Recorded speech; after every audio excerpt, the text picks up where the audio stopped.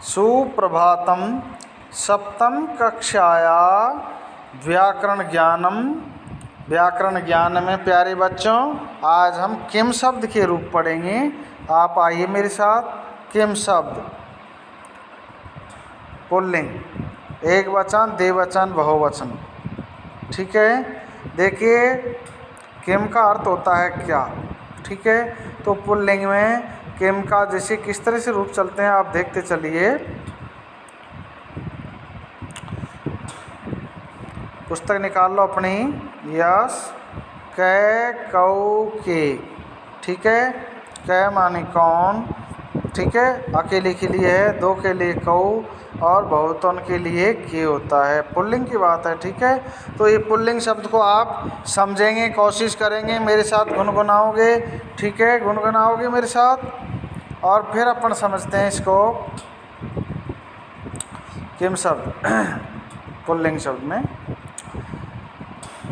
कै, कौ, के प्रथमा, कै, कौ, के प्रथमा, कम, कौ, कान द्वितीया, केनिका, केनकाभ्याम कई तृतीया, कस्मैकाभ्याम के भ्य चतुर्थी, कस्मातिकाभ्याम के भ्य पंचमी, कस्य कयो के साम षष्ठी, कस्मिन् कयो के सो सप्तमी।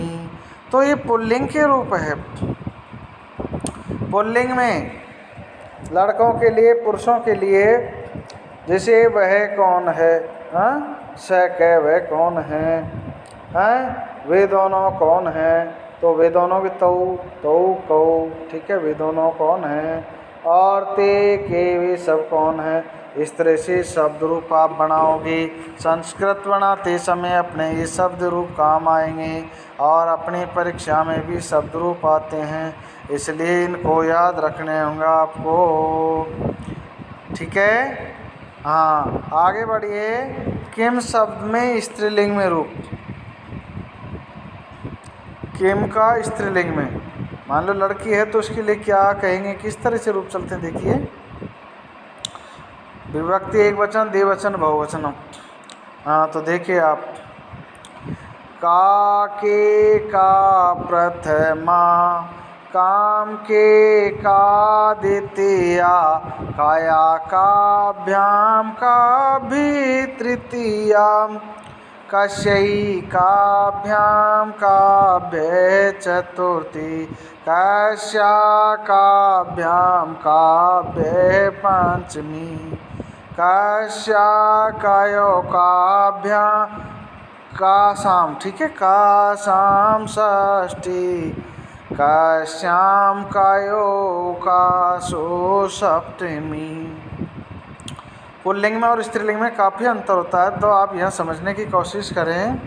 प्रथमा में का, के, का मानी कौन है, जैसे वह कौन है, तो लड़कियों के लिए आएगा का और लड़कों के लिए क्या आएगा। ठीक है, फिर वे दो कौन। ठीक है, तो के, द्विवचन में क्या आ रहा ना, बहुवचन में का। तो ये थोड़ा सा अंतर है, इनको अपन को विशेष ध्यान रखना होगा। अब आपको ध्यान तो आपको ही रखना पड़ेगा ना प्यारे बच्चों। ठीक है, स्त्रीलिंग और पुल्लिंग में कितना अंतर है, इसलिए इनके रूप, शब्द रूप आपको याद करने पड़ेंगे, समझेंगे, आप लिखेंगे बार बार। तो इससे क्या है कि आपको याद हो जाएगा, कोई दिक्कत नहीं आएगी। ठीक है ना, तो ऐसे आप इनको समझेंगे और ये आपके संस्कृत बनाने काम आएंगे। हिंदी से अपन संस्कृत बनाना सीखेंगे ना, अनुवाद, उसमें काम आएंगे। तो इन शब्दों को अपन को विशेष रूप से याद रखना होगा। ठीक है, इसी तरह किम में होता है नपुंसक लिंग। ठीक है, तीसरा लिंग नपुंसक लिंग में किस तरह से रूप चलते हैं, तो देखते चलिए। देखिए, विभक्ति एक वचन, द्विवचन, बहुवचनम। प्रथमा में किम के कानी प्रथमा, किम के कानी द्वितीया, केनकाभ्याम कई तृतीया, कास्मै काभ्याम केभ्य चतुर्थी कास्मात् काभ्याम केभ्य पंचमी कास्य कायो के शाम षष्ठी कास्मिन् कायो के सो सप्तमी। तो देखिए किम शब्द नपुंसकलिंग में किम क्या या कौन दो अर्थ में होता, ठीक है। जैसे नपुंसकलिंग में आप जानते हो तीसरा लिंग है, न तो पुल्लिंग न स्त्रीलिंग। पुस्तक है, पेन पेंसिल वगैरह इनके लिए ये लिया जाता है, ठीक है। तो आप अनुवाद बनाओगे वहाँ काम लेंगे। किमर्थम तत्पुस्तकम, समझ में आ रहा है नहीं आ रहा, वो क्या है। तो किम किसके लिए आएगा, इसके लिए आएगा, पुस्तकों के लिए किम शब्द, ठीक है। तो ये अपन को लिखना है अपनी पाठ्य पुस्तक में, समझना है। किम शब्द के तीनों लिंगों के रूप लिखोगे और स्मरण करोगे। किम के कानी, तानी फलानी कानी पुस्तकानी, किम पुस्तक पेंसिल फल बहुत सी चीज़ें उनमें ये काम आएगा जो नपुंसकलिंग है, ठीक है। तो ऐसे आप कोशिश करोगे बार बार। बाकी प्रथमा और द्वितीया में ही केवल अलग है, बाकी वही पुल्लिंग और नपुंसकलिंग के रूप सेम है, समान है। तो अपन को घबराने की आवश्यकता नहीं है, इनको समझ करके लिखना है। आप कोशिश करोगे समझोगे, ठीक है।